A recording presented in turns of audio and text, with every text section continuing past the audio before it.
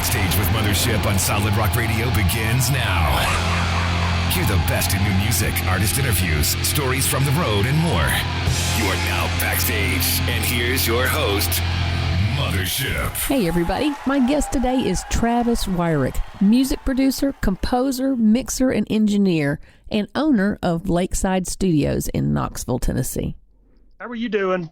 How was Germany? Oh my goodness, Germany was wonderful. I got home about almost exactly 24 hours ago, so, this is your show. Man, that place was packed out. Who are the big draws? I know times are changing. Who's the big boy? Actually, there was a packed room for everybody, but the headliners, Cutlass, Disciple, and Petra. Oh, that's right. I saw, and you know this.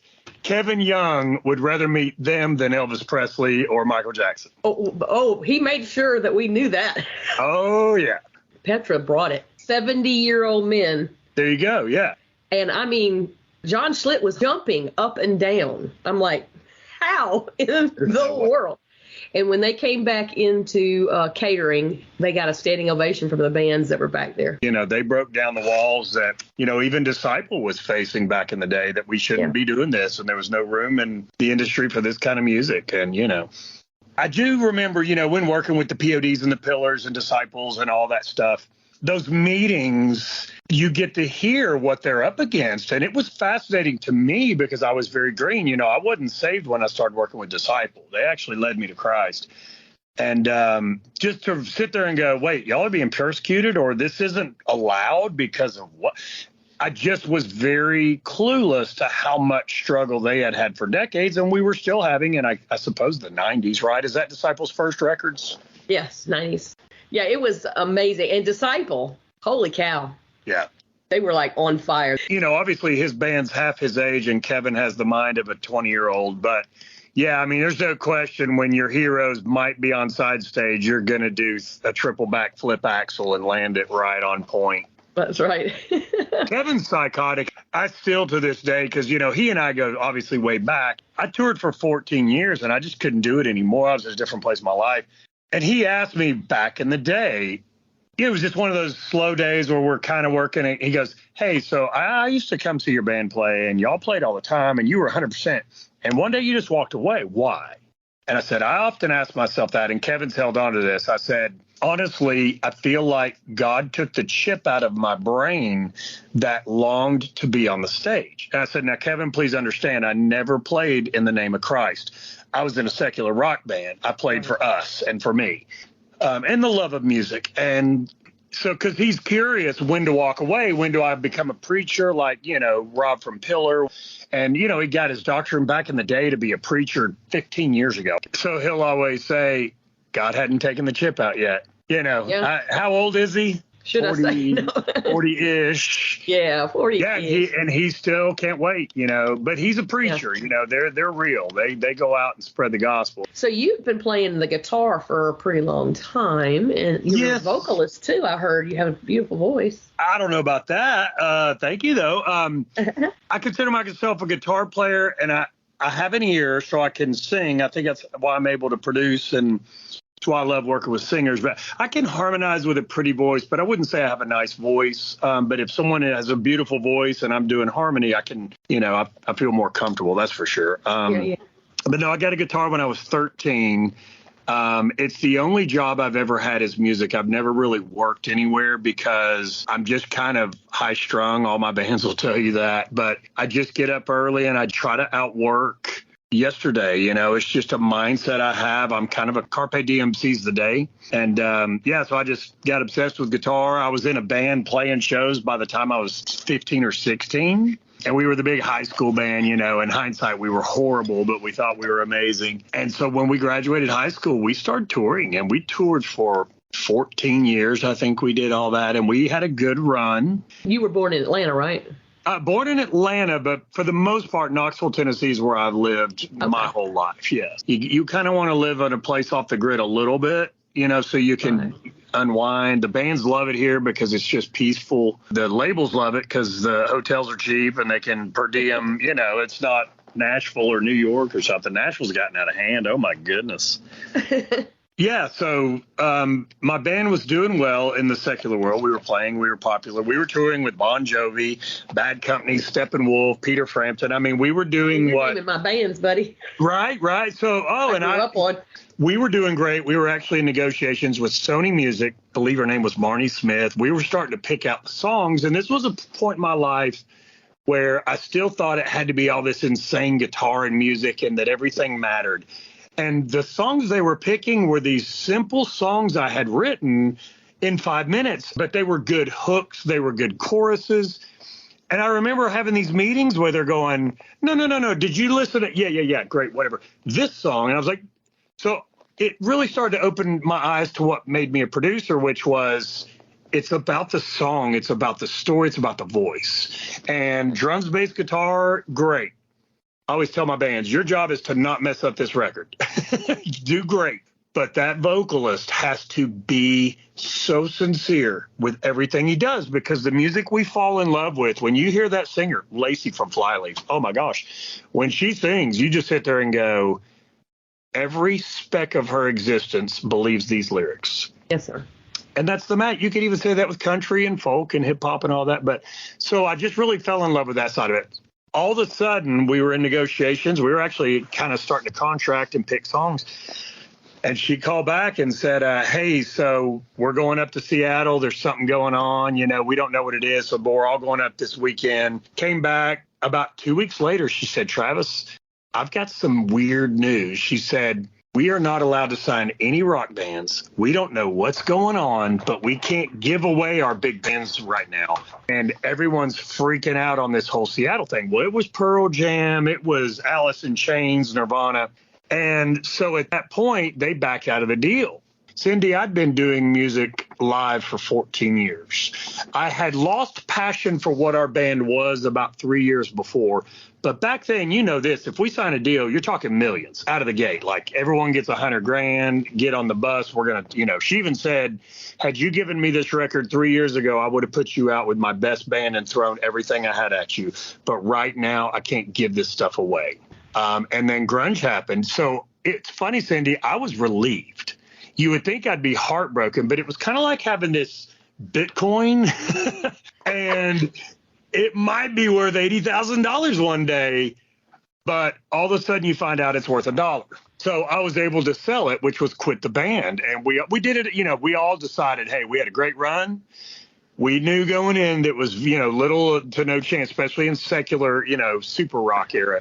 I quit the band and I really didn't know what I was going to do, when I was going to do it. And at that time, the Disciple guys were probably teenagers. And they and another band, Nailed, Scotty Hoagland, they kept asking me if I would record their band because I had recorded my band out of probably a little bit of control freak. Every time we'd go in the studio, the records didn't sound like I thought they were supposed to sound. In my brain, I wrote them to do this and they were doing this.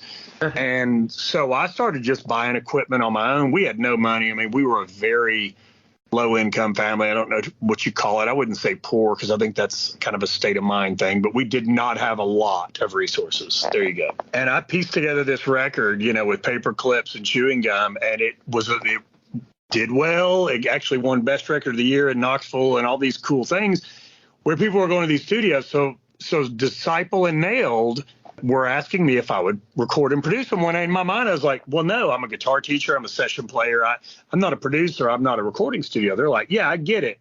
But would you record us? And I would say no. And then finally, Scotty would not give up. He said, look, how much do you make teaching guitar?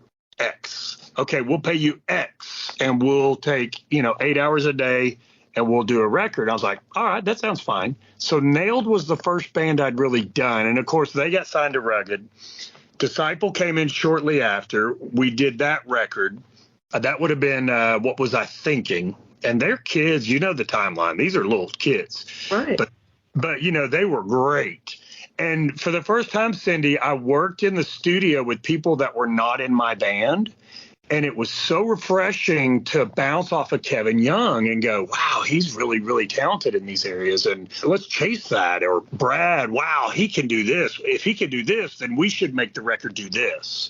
And so, with my band, I had learned what they could and couldn't do, and that's what we did. So it really opened a door of curiosity. And people ask me all the time when they sit in on the session, some of them are peaceful, some of them are psychotic, some of them look like, interventions with an alcoholic uncle, but the goals are the same.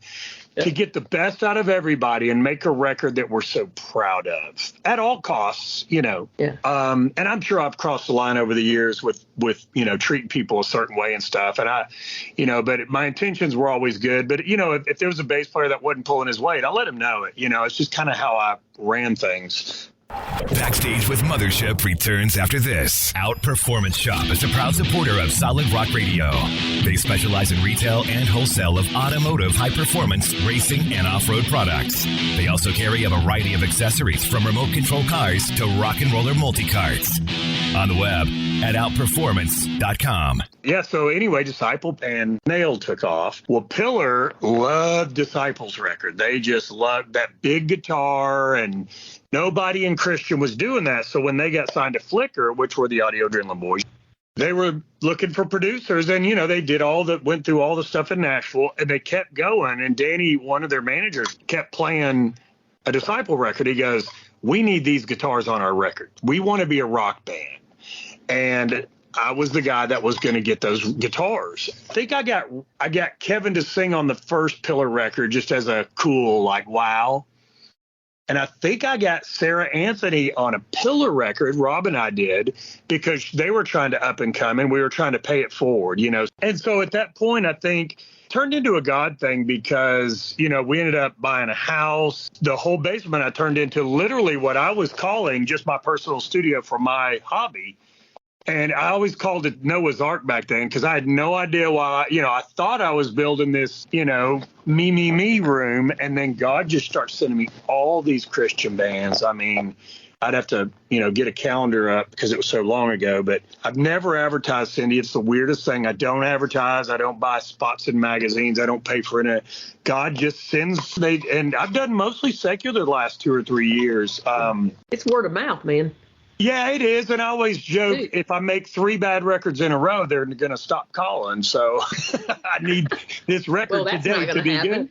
Well, a lot of my bands are secular. A lot of my artists are secular. My favorite moments are when one of them at lunch will jump in my car and go, "Hey, man, so tell me what happened when you got saved." Because I had a reputation. I was wild as an understatement. I mean, you did not want your kids hanging around with me.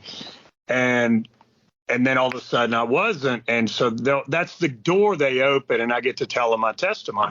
Dozens and dozens of people over the years, God has used making an EP or a record as an opportunity to just lock someone in a studio for 7 hours a day. And, I don't Bible bash. I don't beat people over the head with the Bible. Never worked. But you just throw a story out there that's vulnerable, or you tell an experience you had. And, a lot of people are just beat to death from some crazy church experience where nothing godly was happening, and they blame God for that. I'm like, no, that's the failure of man. You got to make sure you keep those separate. Church is perfect till you put a man in there or a woman, and then it becomes imperfect, and you've got to, not blame God for this. So I don't know. It's been neat to see that. And, again, here I am still making records.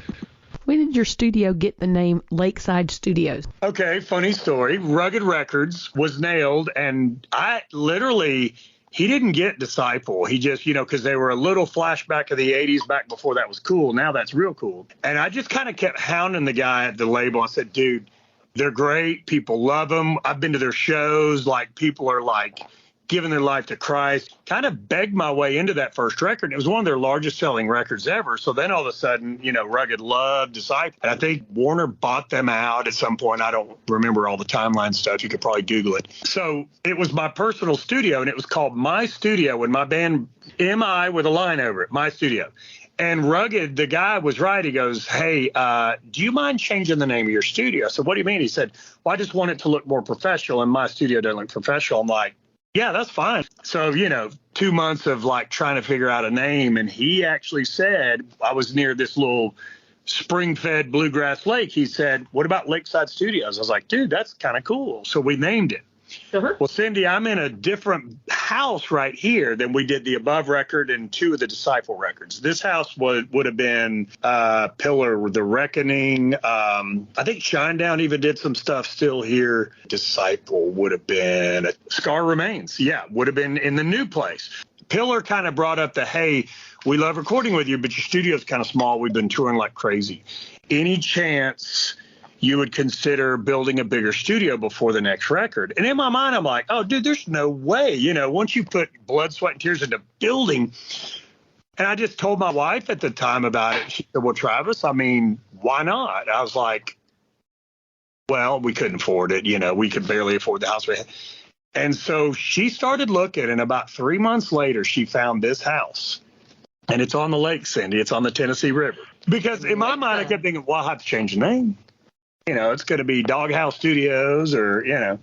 And, and then it was a 10-year-old house. But when I walked through the basement, I was like, this is it. This is amazing. And, I mean, we had no business getting this house. And you know the story. God just lined up all these scenarios that allowed a musician to buy a house in the first place, you know. So, and, God was just blessing us. So I'm thankful for this. We've made a lot of great records in here in the name of Christ. And we've had a lot of secular records in here where Christ would influence, because, you know, they'll go and look in the wall and see all those things and, you know, what's a Dove Award? And, you know, it's like a Grammy for Christian, and that one was this, and this was really, you know, and I'll tell these backstories, and then they're all of a sudden like, so there's a whole industry of Christian music, because they don't know. You know, they have no idea. And I'll give them a link. Hey, go listen to this band. One of my buddies, and I won't say his name, but like he was just kind of no religion. I got him hooked on Chevelle in the glory years because I knew it was right up his alley. About a month later, he goes, hey, man, are they a Christian band? And I was like, I don't know. I don't really keep up. You know, the lyrics are amazing, you know. How important is the environment of a studio to making a good recording? I think it's everything. We obviously live in a time where you can grab a laptop and go down to, you know, the Bahamas and make a hip hop record.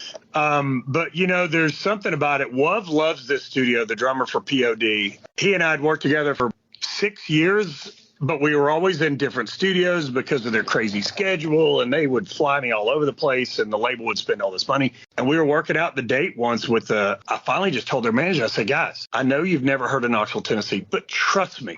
My studio's bigger, nicer, and has better gear than half of the places y'all send me to. We ended up renting all this equipment. And so they were kind of uncomfortable, and they did. And literally, Wov walked in here like, dude, why have we never come here? Said it was his second favorite studio to ever record in. It was recorded every. Sonny, too. I just think the vibe is everything, you know, and even emotionally, you know, when some people come in and they're like wired negative to, I'm going to suck or I'm going to do, I'll literally stop everything and go, hey, man, let's have a talk. Like, I want you to do me a favor. I don't want you to start sentences negatively. I can't do this, or I just don't believe in that. I, on paper, shouldn't be able to do any of the things I do. Yeah. But for some reason, if you told me to build something and I had no idea what I was doing, I would be inclined to think I could do it. I don't think that's arrogant or pride. I just think I'm curious if I can myself. If I had $1 for every person who told me I could never make a living doing this, I would have paid my house off. Well, you've been doing this for about 20 years. So 25 years. Okay. Because we were doing the math, you know, Fireproof's 20-year reunion was this year, and we weren't able to get the masters. You know, they got bought out. We were heartbroken. We wanted to do remixes and get Lester on the record. We had the best intentions, and we could never find the master, which is just heartbreaking to me. Well, we did half of it in some studio that did radar back in the day, and that's just a weird format for me anyway. I was analog tape purist forever. So this next year will be where do we go from here? And I have the masters. I have multiple copies on multiple hard drives. I've got one in a Fireproof safe. So we will be freshening up those records. But, I mean, that's 20 years ago. And you're talking that's Pillar's third record I did. So it'd have to be 25, 30 years of this stuff. Wow. So you went through the digital takeover. I fought it forever because I did one record digitally on ADATs. And I didn't know why at the time, but I'm like, what's wrong with this? Something doesn't feel real to me. And, you know, now I know why, but so I held on to analog tape forever. We did a lot of stuff analog where people are like, oh, we've got ADATs. We're so much far advanced than you. And I'm like, that's fine with me. It doesn't hurt my feelings, but tape just sounds amazing. And down the road, when the converters got better, I've got a lot of vintage old Neve preamps that kind of grunge and girth it up. And then you take a picture with digital of old, nasty rock and roll.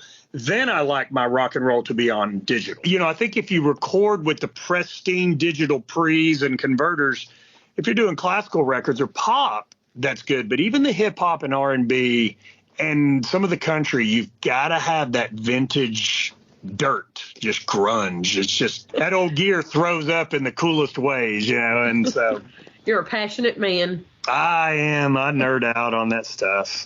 I read articles and watch YouTube every day about something that, you know, somebody's doing somewhere just to try to get better at what I do. You're listening to Backstage with Mothership on Solid Rock Radio. Check us out on Facebook at I'm with Mothership.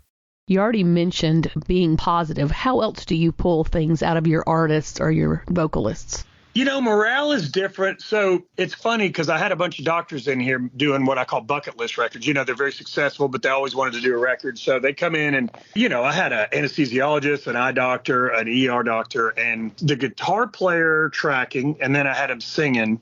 Drummer noticed, you know, he'd been back there for 4 hours watching me.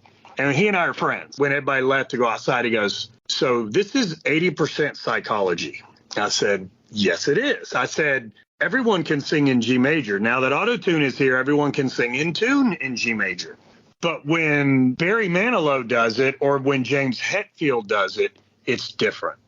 Why is it different? Because of their emotions. And so to me, I've got to almost like a psychiatrist diagnose their triggers. Sometimes it's an easy trigger. Sometimes it's a painful trigger. Like Sarah Anthony, you know, we talked about some tough stuff. And, you know, she's a dear friend of mine. I've known her since she was probably 15 years old, I guess. See, it's how long we've been working together. But we kind of know if the content on this song is here, then she and I will sit there and just talk about an adjective, whether it be sorrow or happiness. You know, you got to get them emotionally there. And then we'll be talking. I'll go, hey, go in that vocal booth real quick. And someone I've worked with will know, oh, I see what he's saying. You know, a newbie will go, well, wait a minute. Let me go warm up and do a, you know, triple backflip and do all my little. I was like, no. You know when they're ready. I don't want perfect vocals. I want real vocals. Bruce Springsteen never sang in key, and he makes a good living. So, yeah, I mean, I think singer-wise, now, if someone's bucking up or trying to be stubborn, the biggest thing you got to do, Cindy, is don't let them sing. Once they start singing, it's just choral. It becomes cabaret. And so then I'll stop and go, hey, tell me the lyrics to that chorus. And they'll go, and I'll go, okay, cool. Come on in. Let's go to lunch. You know, let's talk about the day you wrote this song, because 6 months later, you forgot what these words were. And I got to get them to remember back when their mother died and they wrote this song, because about 3 months later, it becomes a melody they sing in the car because they want to make it a song. And so I almost have to digress and get them back to the rawness of, this line's awesome. Why did you write that line? Well, and they'll tell me, and they'll start to crack in their voice. And I'm like, that's where you have to be in front of a microphone. I always say, what are the two adjectives that describe this storyteller? What do you mean? Well, is he happy or is he heartbroken? Oh my gosh, I've never thought of that. Two adjectives that describe him. Man, he's so pissed off at the world and he is borderline psychotic. Okay, so let's go pissed off and psychotic, and I'll roll tape, you know? Wow. If I'm thankful, you know, Kevin's great at this now. He and I just go through the motions, but he knows how to get thankful. He knows how to get mad without me working him up. You know, anyone I've done multiple records with kind of knows, well, this is how Travis prepares me, so I'm going to try to get a head start on it. Well, no flexing, but you've got like 30 number one hits, right? Yeah, it's, well, you know, it's a blessing, man. I mean, I'm a little uncomfortable with that stuff, but I get it. And you hate, you know, utilizing your achievements. But, you know, when you're trying to get someone to take you serious, sometimes you got to pull out the resume and go, hey, you know this, right? Give us a short list of some of the folks you've worked with so people can. Oh, gosh. I mean, Dolly Parton, Charlie Daniels, Ricky Skaggs, Disciple, P.O.D., Shinedown, the guitar player for Breaking Benjamin, about 7 years. He's been in that band. Keith Wallen's his name's phenomenal talent. Obviously, Pillar. Gran Torino. Oh my gosh, I almost have to go look at the wall. Fiasco, TobyMac. Yeah, it's funny. Spoken, love me some Spoken. Letter Black, love Letter Black.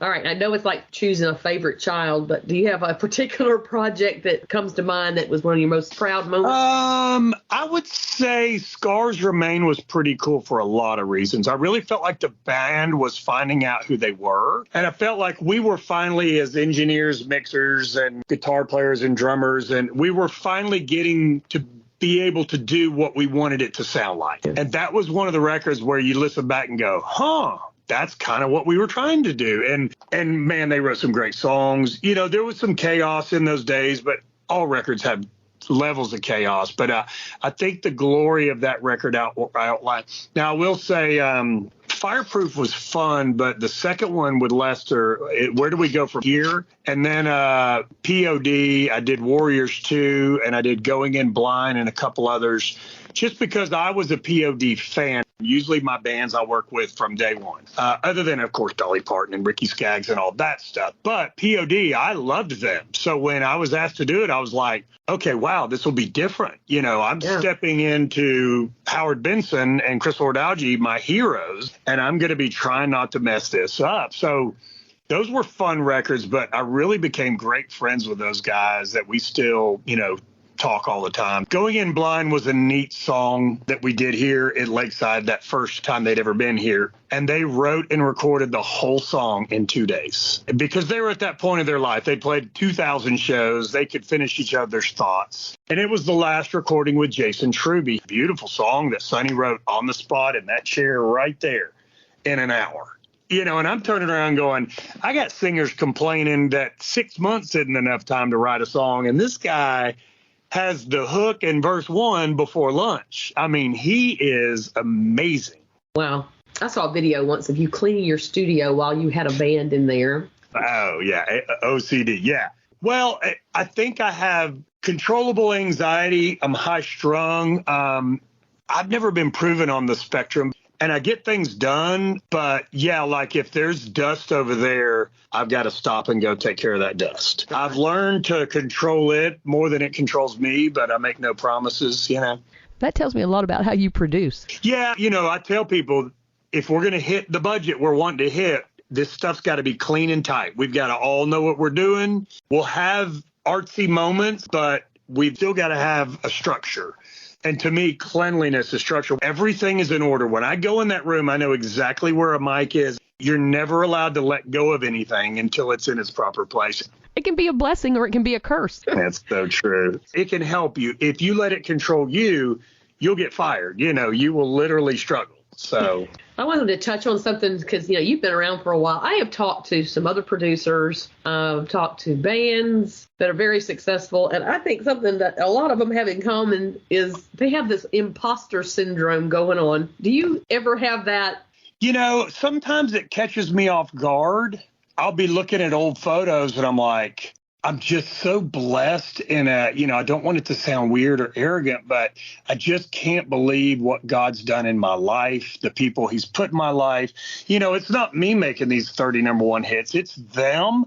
I just had to squeeze them a little harder than they were comfortable with to get them to number one.